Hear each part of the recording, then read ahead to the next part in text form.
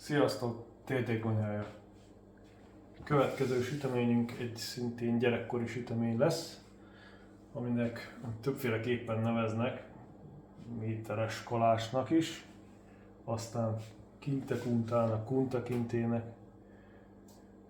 Nekem kintekuntának hívták annak idején. Hát maga a kuntakint az Wikipédián találjátok meg, az igazából egy ilyen sorozatban, egy ilyen sásznak volt a neve. Egy rabszolgás sorozat volt. De mindegy is, csak mondom tényleg többféleképpen nevezik. Nem értem igazából a méteres kalács, azt értem. A kalács részét annyira nem, mert nem egy ilyen kalácsos sütemény, de az, hogy méteres az oké, mivel őszgerinc formába fogjuk sütni, és ahogy összetöltitek, az majdnem kiadja igazából a métert, úgyhogy az megállja a helyét. Amúgy egy nagyon finom sütemény, szerintem érdemes kipróbálni.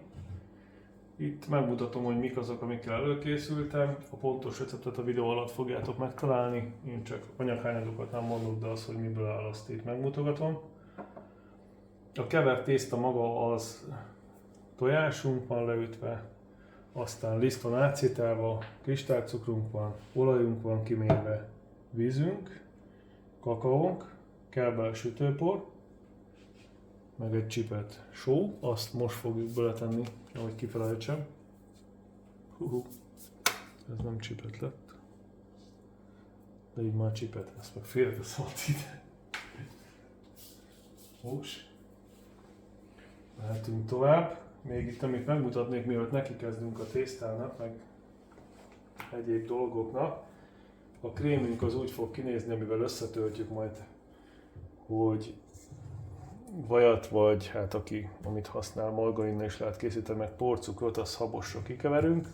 Fogunk főzni egy pudingot, amit puncspudingot fogunk, méghozzá puncspudingot.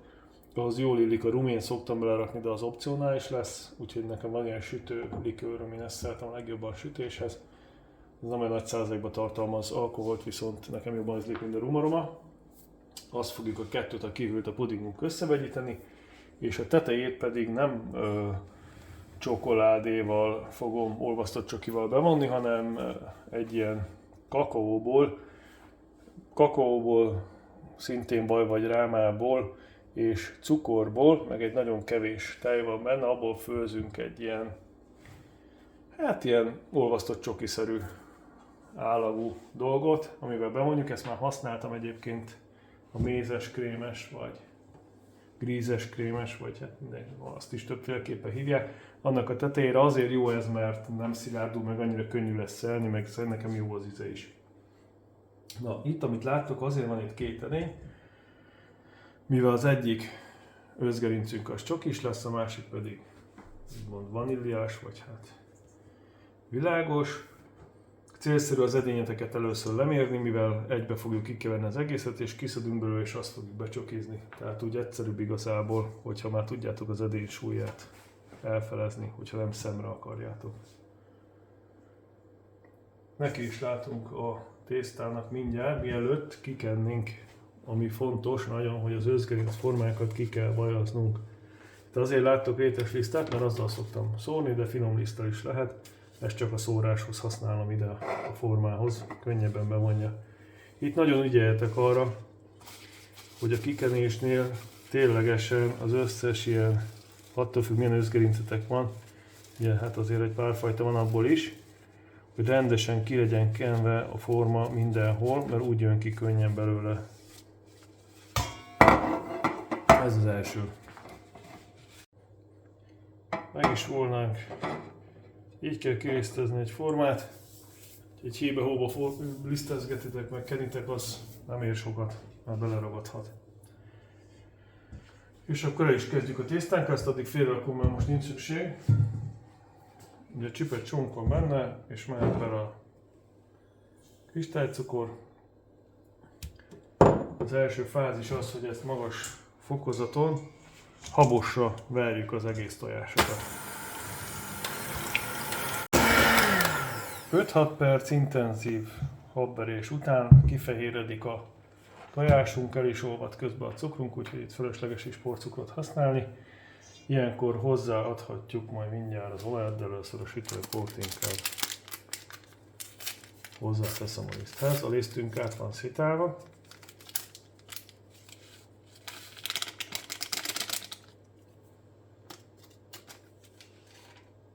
Először hozzá fogjuk adni az olajat. Azt nem kell igazából annyira. Úgyis elkeveredik majd szépen óvatosan. Tehát nem kell annyira óvatosan. Viszont a maga a tojásnak a felverésére az időt azt nem kell sajnálni, tehát pontos időt azért nehéz mondom, mert nem mindegy milyen gépetek van, milyen gyorsan tudjátok felvenni, az állagot úgy is látjátok, ez egy jó habos piskótaszerű és halmaz állapotú dolog lett. Itt van még a vízünk, én azt úgy szoktam, hogy a vizet, azt el is rakom minden, ne legyen útba. A vizet azt felváltva szoktam hozzáadni a liszthez, a sütőporos liszthez, tehát bocsánat, nem a liszthez, hanem a tojáshoz. Itt belerakjuk így a felét. Itt már nem célszerű teljesen magas fokozaton, fölösleges. Viszont jól el kell kevernünk.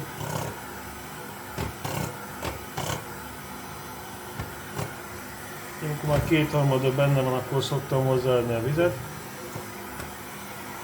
Mondjuk abból is a felé.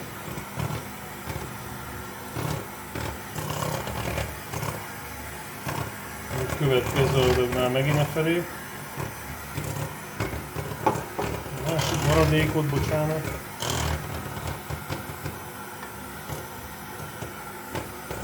Elég, hogyha nem beleszitáljuk a lisztet, csak előzőleg átszitáljuk már csak a csomók miatt is. Utána már nem áll össze, mert inkább az acskóba áll össze.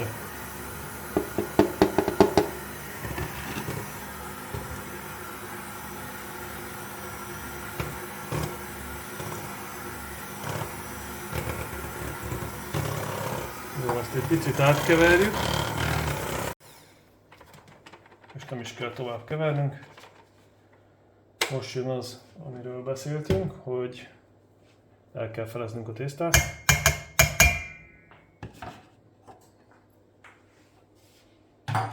De mielőtt elfeleznénk,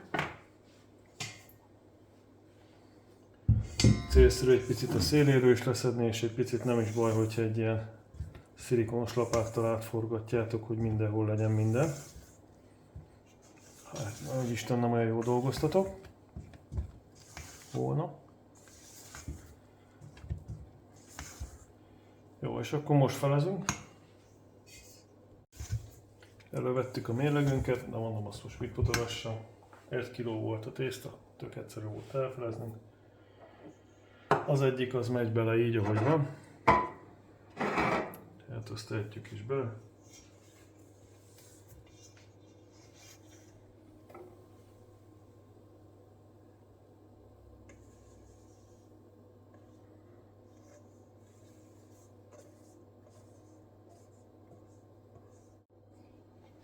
Meg is volnánk. A másik tésztán pedig abban meg mehet bele a kakaó, mi szintén át van szitálva, cukrozatlan. El kell dolgoznunk benne. Sütőnket addig előmelegítettük. Általában azzal kezdjük a sütőnk valamit. 170 fokra, alul-felül. Majd ha jól elkevertük a kakaóval tésztánkat, akkor mehet bele a kakaós tésztánk is.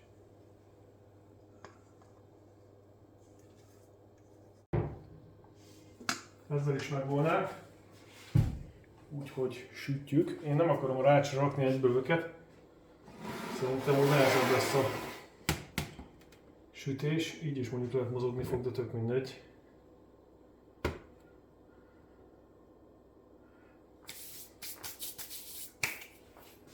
Nem tudom, elférek. Remélem elférek. Kicsit biztos vigyázzatok, hogy mozogni fog rajta. Ez nem baj. Még itt meg tudjuk igazítani, és süthetjük is őket. 170 fok, alsó-felső hőlékkeverés nélkül, azt meglátjuk, hogy mennyit, de szerintem olyan 25 perc biztos. Míg sülnek a kevert tésztáink, addig elkészíthetjük a pudingot. Azért van több cukor, úgyis láttátok ott, nagyobb mennyiségű cukrot láthatok a vaj mellett, amit meg kiabosítunk, mivel ebben nem rakunk cukrot. Úgyhogy a tejnek a bő kétharmadát belerakjuk az edényünkbe, amit el is kezdhetünk melegíteni. És ahogy szoktatok a pudingot is készíteni, kikeverjük egy kevésbe a pudingport, amit majd hozzá fogunk önteni.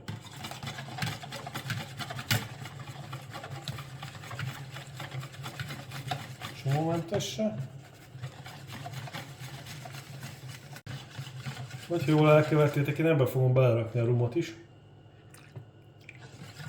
Nem ide sütőrumot. Tehát, hogyha vajhoz adjuk hozzá, ugye ez viszonylag egy picit nagyobb mennyiségű folyadék, nem olyan, mint az aroma, akkor ez is még jobban kikristályos, hát nem tudom, úgy nehezen veszi fel a vaj az ilyen akár vizesebb jellegű folyadékokat.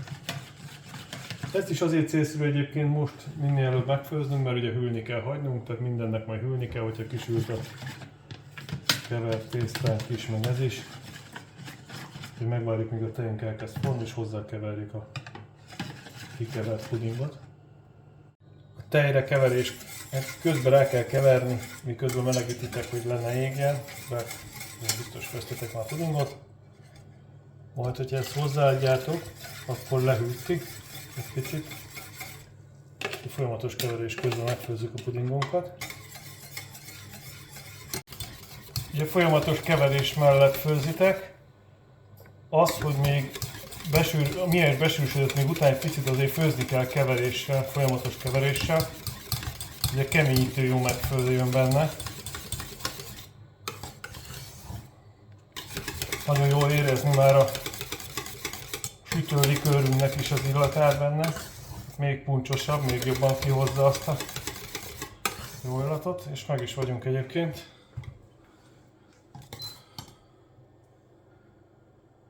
Olyan, ami ennek lennie kell. És most nekem sincs se időm, se kedvem ahhoz, hogy általában úgy szoktam, hogy berakom a mosogatóba, hideg vízbe a lábost, és akkor ott szoktam kevergetni, úgy hűtöm ki, hogy nincsen főleg más dolgom. De most van. Úgyhogy vágtam a folpakot, és szépen rátesszük, hogy ne bőrösödjön meg. Itt csak annyi, hogy itt szépen rá nyomkodjátok így a szélére is, és így kiteszem majd a teraszra, hadd hűljön. Nem fog megbőrösödni.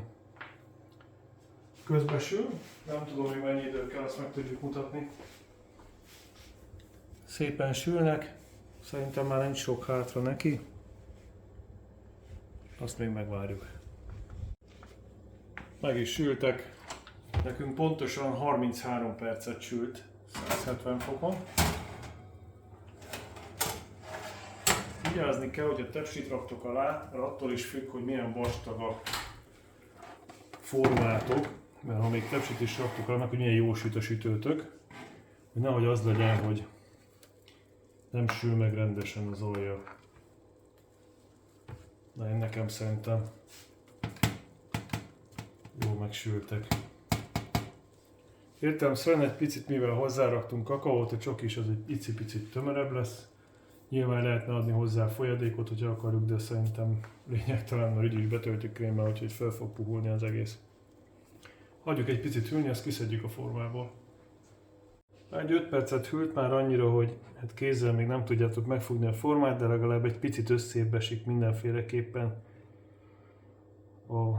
maga a kevert tésztánk, akkor annyit csináltok esetleg, hogy itt sima, itt esetleg megnézhetitek, hogy milyen könnyen jött el, de biztos, hogy könnyen kéne, hogy eljönni. Na, hogy eljöjjön a falától, mivel ha szépen kikentétek, akkor mindenképpen. És akkor célszerű kiborítani, mert csak azért is, mert így még könnyebben hűl. Nagyon jó illata van. Addig, amit tudunk még előre dolgozni, mivel ennek azért, ahogy mondtam, ki kell hűlnie, viszont így, hogy már nincs a formában, így még könnyebben tud hűlni. Addig, ha más nem, mivel magát a mázat azt akkor kell már, amikor betöltöttük, tehát azt nem lehet előre elkészíteni, viszont hűl még a pudingunk, és közben nyugodtan habosíthatjuk a lágy vajunkat, vagy éppen margarinunkat, amivel dolgozunk a porcukorral. Tehát azt ki kell habosítani, fehéredésig kell várni.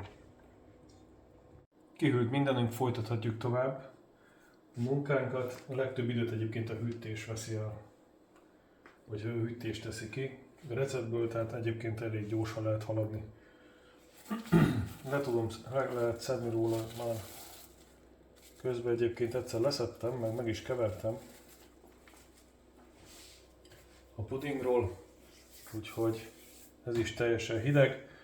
Ugye elkezdtük felverni a vajat, kihabosítottuk a porcukorral, apránként hozzá kéne kevernünk a pudingot. Egyszerűen nem jó hozzáadni, tehát mit én hozzáadtok egy harmadot. Azzal jó magas fokozaton elkeveritek. Magas fokozaton elkeveritek, és utána adjátok tovább hozzá a többit. Célszerű azt, hogy közben egyébként rákevertek, miközben hűl, és hogyha azt veszitek észre, mert hajlamos egyébként a puding így egy kicsit megcsomósodni, úgy, hogy miközben hűtitek is, akkor szitán még át lehet nyomni. És akkor úgy kell hozzáadni a vajhoz, és akkor nem lesznek ilyen kis apró göbök a krémbe. Így rákeverünk. Jó, teljesen habosra elkevertük, tök jó minőségű krémet kaptunk, benne van minden. Úgyhogy most nincs más hátra, mint hogy felszeleteljük szépen. Ugye az őszgerinc forma az alapból megadja. Hát egy picit hozzáragad a papírhoz, de az mindegy. Bocsi. Kell a hely. Ezt föl lehet szedni. Tehát maga az őszgerinc forma, az ugye úgy is megadja ott, hogy körülbelül ilyen centini egy picit nagyobbakat tudunk vágni. Mondjuk onnan pont nem látszik, majd vágunk, de nem baj. Látjössz akkor. Nem mint hogyha sok mindent kéne ezzel mutogatnom. De egy jó éles késsel, látjátok egyébként olyan jó puha lett a tésztánk. Nagyon jó minőségű puha tésztát kaptunk, azt szépen nem csinálunk más, mint felszeljük. Fel is szeltük, és nincs más hátra, mint elkezdjük tölteni a rógyainkat. Értelemszerűen nem egy hosszú udat fogunk készíteni, hanem kettő kisebbet. Hát akinek amivel kényelmesebb, maga a töltéssel lesztek egy picit el lehet bíbelődni. Az, hogy kinek mi esik kézre jobban, azt találjátok ki. Van nekem ilyen kis kenőkésem, ezzel is lehet igazából itt kenegetni. Akár a semmitek sincs, akkor kanállal. A lényeg az, hogy nagyjából egyforma mennyiségű krémet kéne raknunk. Mindegyik oldalára. Meg hát mindegyikre. Tehát azt jelenti, hogy ha mondjuk egy ilyen fél centi körül kinézitek, akkor azt végig úgy kéne, hogyha úgy kenjétek hajmódon rá. Habzsákkal se sokkal egyszerűbb, én is mondom, hogy foglalkoztam vele, egy kicsit meg kell nyomni, és így folytatjuk. Egy ilyen, egy olyan, egy sima, egy folytott. Nagyon jó minőségű lett, hála jó égnek a tésztánk. Könnyű, úgyhogy ha összeérik, akkor biztos fincsi lesz. Jó, egy picit, hogyha már sikerült mindent betölteni, akkor egy picit nyomorgassátok meg, de hát közben is, amikor rakjátok, akkor egy picit nyomkodjátok. Aztán, amit kinyomtok krémet, azt meg igyekezni kell így azért valamennyire leszedni, bár ezt olyan szépen, mint egy roládot nem fogjuk tudni behúzni azzal a csokoládéval, mert annyival több csokoládét nem fog készíteni. Hogy rácson húzzuk, és akkor utána vissza tudjuk. Tehát annyival többet fölösleges. Ennek nem az a lényeg, ennek a süteménynek, hogy szép legyen rajta csokoládé, hanem az a lényege, hogy úgyis régen lesz vágva, és ott alig látszik rajta maga a csokoládé, de kell rá réteg. Tehát nem kell annyira odafigyelni, amikor behúzzuk majd az általunk készített kakaós masszával. Ezt egy picit én így berakom a hűtőbe, aztán mindjárt folytatjuk a máz elkészítésével. Betettük a hűtőbe, addig hadd hűljön tálcán, és addig összefőzzük a csoki mázunkat, vagy hát a kakaós mázunkat, mert ebben csokoládé nem lesz. Alacsony hőfokon kell, addig míg az egész el nem olvad, azt egy icipicit rottyantunk rajta, azt utána egy icipicit hűtünk rajta és rárakjuk. Folyamatosan, hogyha kevergetitek, nehogy ez leégjen alacsony hőfokon, amikor már elkezd így látszik szépen így buborékosodni, akkor mindjárt egy fél percnyi rottyantás után le is szedjük. Ezt ilyen forró nem tetjük rá, hanem kevergetjük, és úgy hűtjük, de teljesen nem hűtjük ki, mert bekötne, tehát egy hát nem tudom, percet nem mondanék inkább. Szépen visszahűtöm, aztán érezni, amikor majd így már sűrűsödik, mert ez most így teljesen híg. Akkor elkezdjük bevonni vele a fincsi sütinket. Amikor már érzitek, hogy sűrűsödik, itt látszik, hogy a keverésnél is, hogy már kezd sűrűsödni, akkor dolgozni kell. Tehát ha beteszitek a kezeteket, akkor is még meleg. De ahogy kenitek föl, az szépen hűlni fog, hogyha túl sokat vártok, akkor meg már nem lehet felkenni, vagy túl vastag lesz. Itt tettem ki különböző segédeszközöket, innen rá visszafele tudom, direkt nem rácson dolgozok, mert akkor már nem tudom visszadolgozni azt, ami még marad. És én le is húztam a tálcáról, azért dolgoztam sütőpapírral, hogy tudjak így igazából. Itt nem lesz koszos tőle semmi, mert sütőpapíron megmarad minden, bármivel foglalatoskodtak, úgyhogy ez egy jó dolog. Nem csak sütéshez, hanem egyébként is. Úgyhogy szépen elkezdjük el adagolni.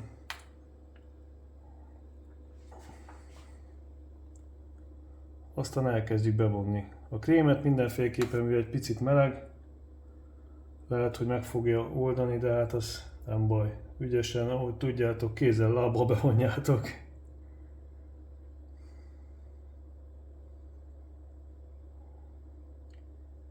A lényeg az, hogy haladni kell, haladósan, mert hamar köt.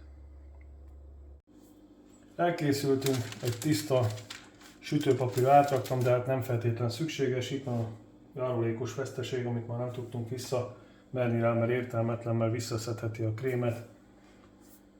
Egy tortalapáttal, meg egy kenőkéssel együtt sikerült átemelnem.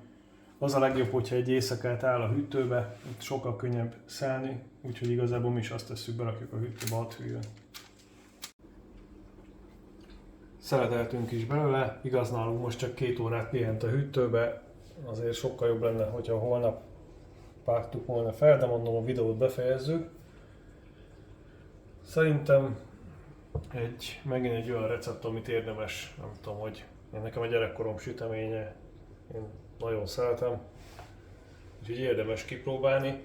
Az, hogy mennyire munkaigényes vagy nem, hát egy picit azt mondom, hogy igen, főleg egy videózva, de egyébként nem feltétlenül. Csak a hűtésekre szánt idő, ami azt mondom, hogy sok. A többi ez viszonylag egyszerűen megoldható.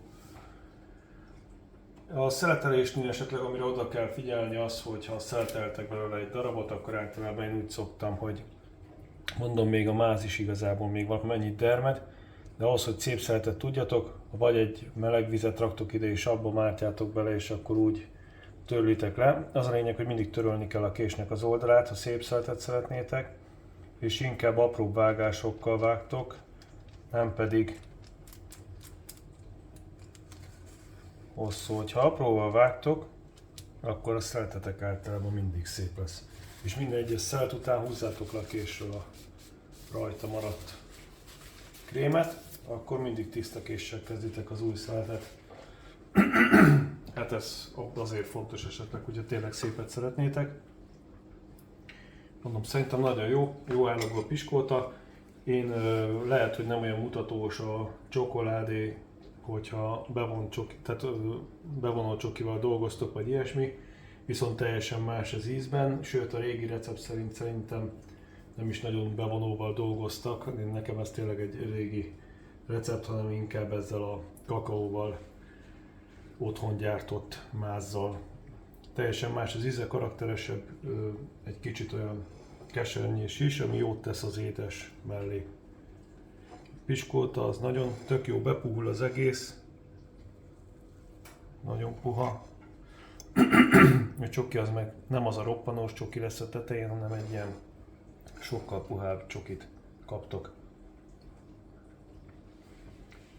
Teljesen az a régi íz, nagyon fincsi.